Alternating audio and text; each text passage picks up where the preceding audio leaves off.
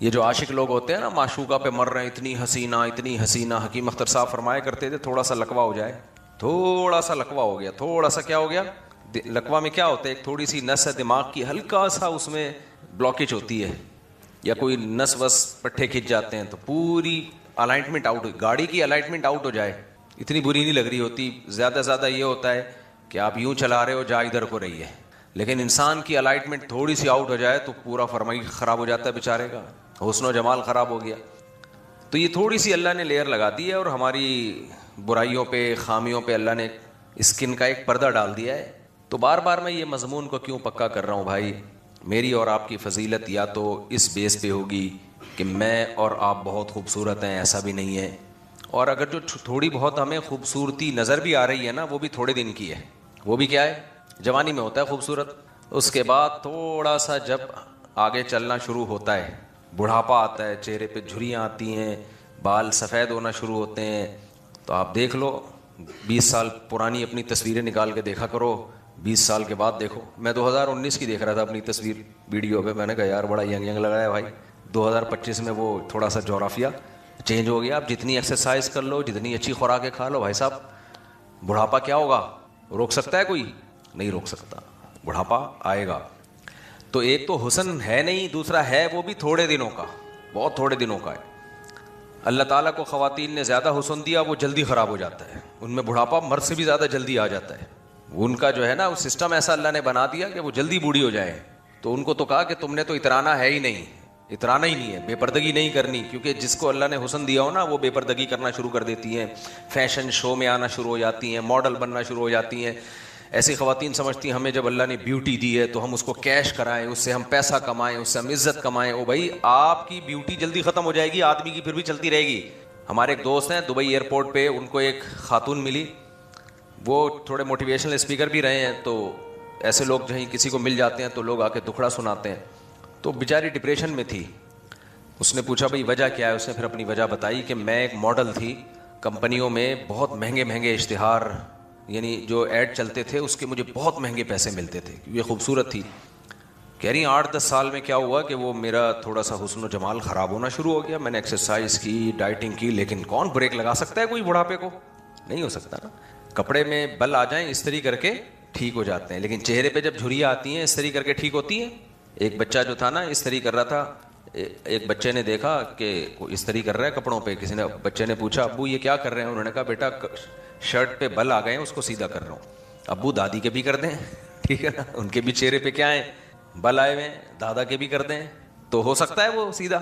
اچھا آج کل پلاسٹک سرجری ہو رہی ہے، کھچاؤ کر کے کھینچ کے وہ سیدھا ویدھا کرنے کی کوشش کرتے ہیں، اس سے تھوڑا اور ٹیڑھا میڑھا ہو جاتا ہے انسان. اس کے اور سائیڈ افیکٹ ہیں، جو مائیکل جیکسن یہی تو کرتا تھا، مری گیا اس سائیڈ افیکٹ سے.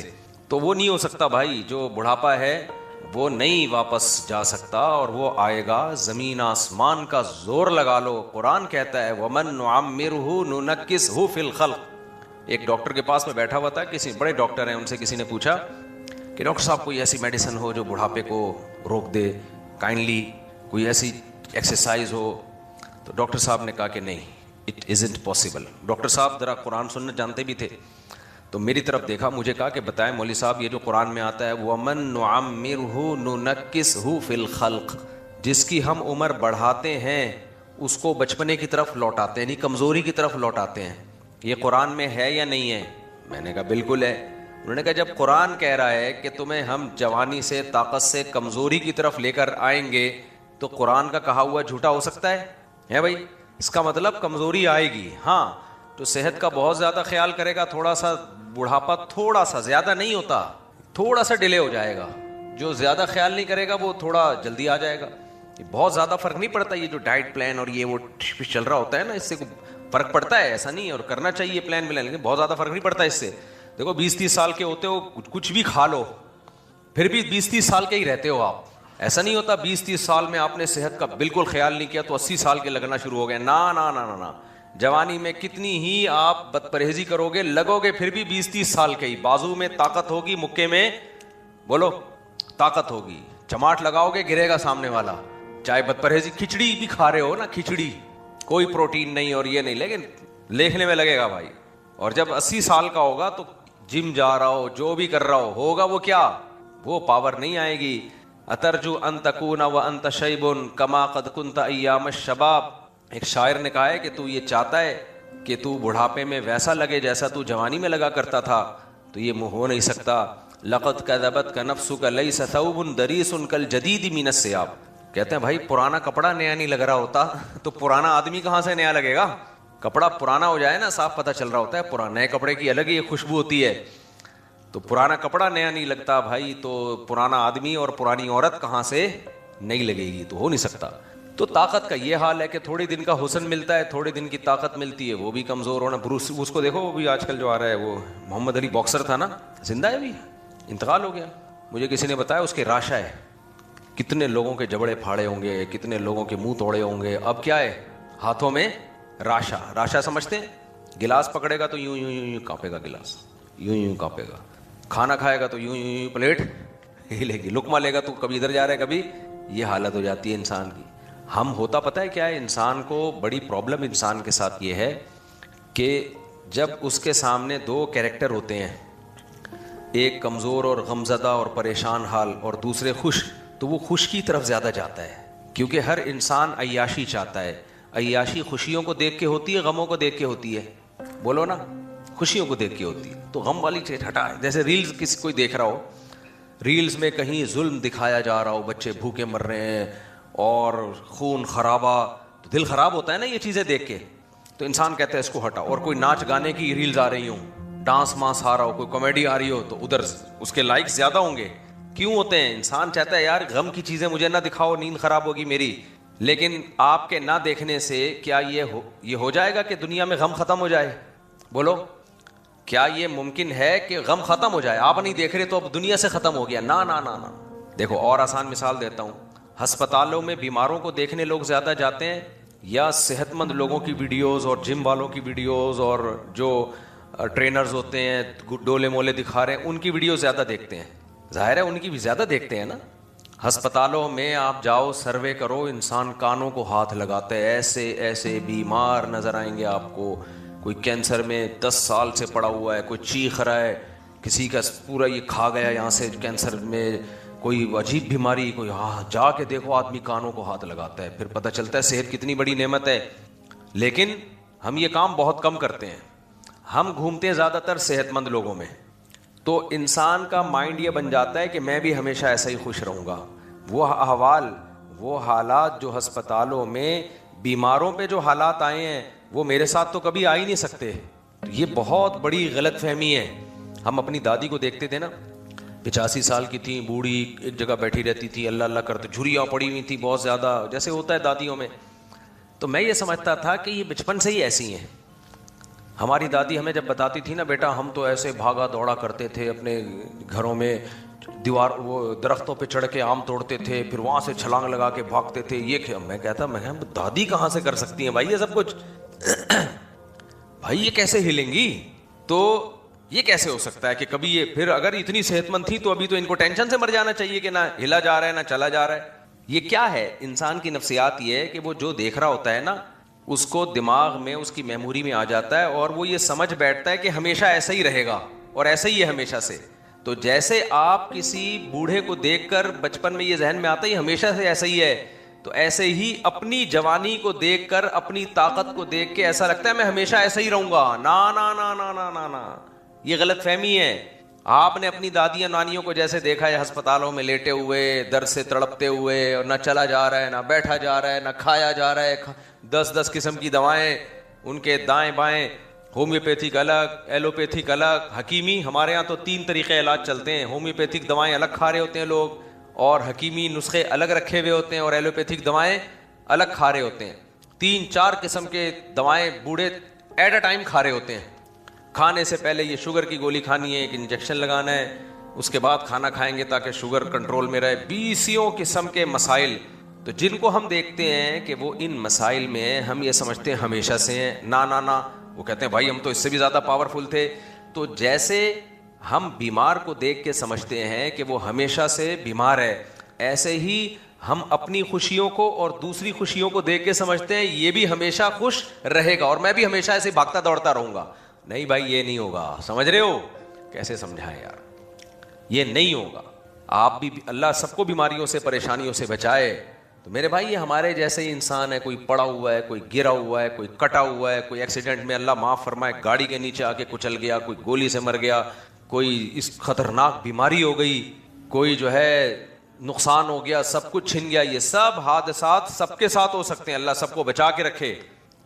تو یہ جب سب کچھ سب کے ساتھ ہو سکتا ہے تو ہماری اوقات 2 ٹکے کی ہوئی کہ نہیں ہوئی؟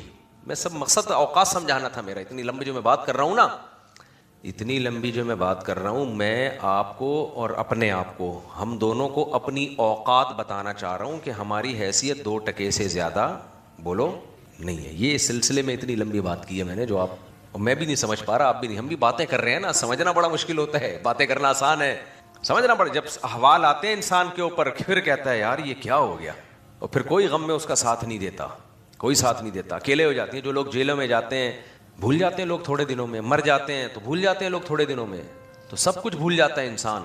تو ان تمام باتوں سے پتہ چلا بھائی انسان کی حیثیت 2 ٹکے کی نہیں ہے. موٹیویشنل اسپیکر آپ کو بتائیں گے آپ بہت عظیم ہو, قرآن و سنت آپ کو بتاتے ہیں آپ بالکل بھی عظیم نہیں ہو. اگر آپ کے اندر 2 چیزیں ہیں تو عظیم ہو, 2 چیزیں نہیں ہیں ککھ بھی نہیں ہے. یہ جو موٹیویشنل اسپیکر ہیں یہ بتاتے ہیں دنیا کے بڑے انسان, بتاتے ہیں اتنے بڑے بڑے لوگ, وہ بڑے بڑے نہیں ہوتے بھائی. اللہ کی نظر میں وہ کیا ہوتے ہیں, بونے سے بھی چھوٹے ہوتے ہیں. وہ جن کو ہم کہتے ہیں نہیں عظیم کامیاب لوگ, بڑے بڑے لوگ, وہ بھائی وہ اللہ کہتا ہے وہ بڑے ہیں ہی نہیں. ابو جہل بھی تو سردار تھا نا, اپنی قوم کا بڑا تھا, اللہ کی نظر میں بڑا تھا. بولتے کیوں نہیں, کوئی حیثیت نہیں تھی ابو جہل کی. ابو لہب بھی بہت بڑا تھا, فرعون سے بڑا تو کوئی پیدا ہی نہیں ہوا مصر میں. ایسا اتنا بڑا تھا فرعون, جو آرڈر دے گا وہ بھی ہو سکتا ہے ورک شاپس کرواتا ہو, لوگ اس سے آ کے پوچھتے ہوں کہ آپ اتنے عظیم انسان کیسے بنے. ہمارے صدر زرداری صاحب کو دیکھ لیں, میں تو کہتا ہوں ان سے سیکھنا چاہیے, آپ اتنے عظیم بنے کیسے؟ کیا خیال ہے, سیکھنا چاہیے کہ نہیں سیکھنا چاہیے؟ اچھا حضرت کہہ رہے ہیں نہیں سیکھنا چاہیے, ٹھیک ہے, نہیں یہ تو سیکھنا چاہیے, آپ اتنے بڑے بنے کیسے. پھر وہ الگ بات ہے, ہم بتائیں گے کہ بڑے کی ڈیفینیشن کیا ہے, بڑے کی ڈیفینیشن کیا ہے. تو جس کو ہم بڑا سمجھ رہے ہیں کہ یہ عظیم لوگ ہیں, گریٹ, دی گریٹ کہتے ہیں نا بھائی, بار بار جو ہم بتا رہے ہیں آپ کو قرآن کے ریفرنس سے بتا رہے ہیں, میری اپنی بات نہیں ہے. یہ گریٹ نہیں ہے, اس کو گریٹ نہیں بولتے. نہ عزت آ جانے کو عظیم انسان کہتے ہیں جس کی عزت زیادہ ہو, نہ پیسہ آ جانے کو عظیم انسان کہتے ہیں جس کا پیسہ زیادہ ہو. یہ نکالو دماغ سے.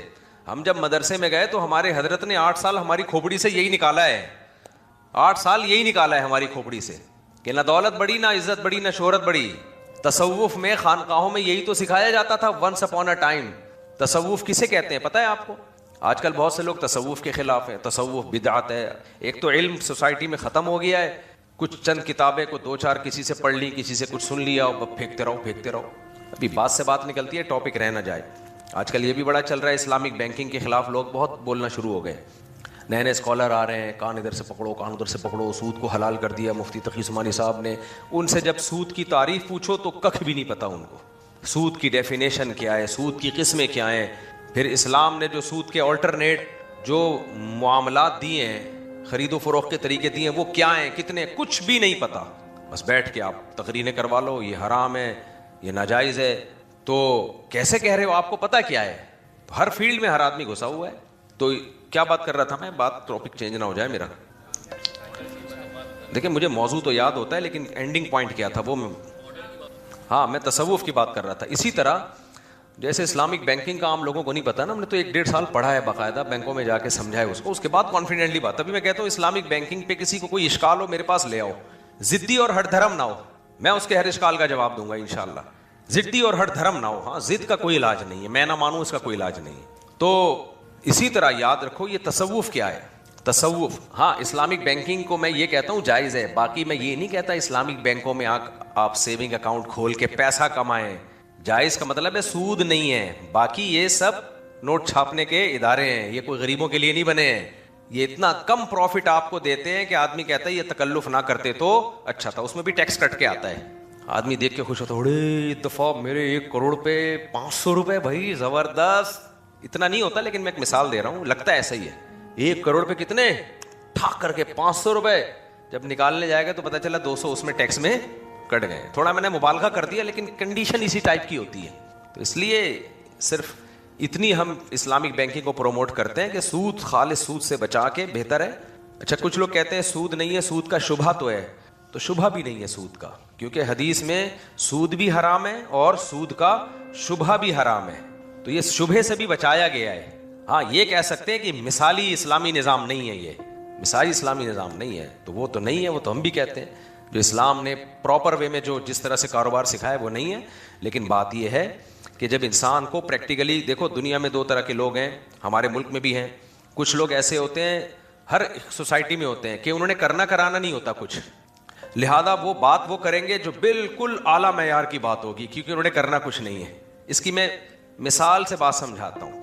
آپ کو اپنی بیٹی کے لیے رشتہ چاہیے, برا چاہیے یا اچھا چاہیے؟ بتاؤ, بولتے کیوں نہیں ہو؟ ہر شخص کو اپنی بیٹی کے لیے برا رشتہ چاہیے ہوتا ہے یا اچھا چاہیے ہوتا ہے؟ اچھا.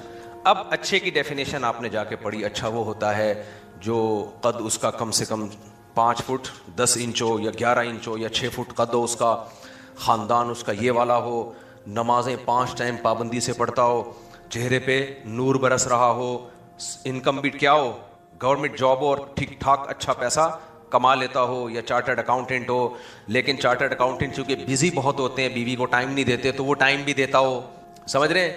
پھر وہ باہر لے کے بھی بیگم کو گھومے, بچے بھی اتنے پیدا ہوں جتنی ہماری بچی.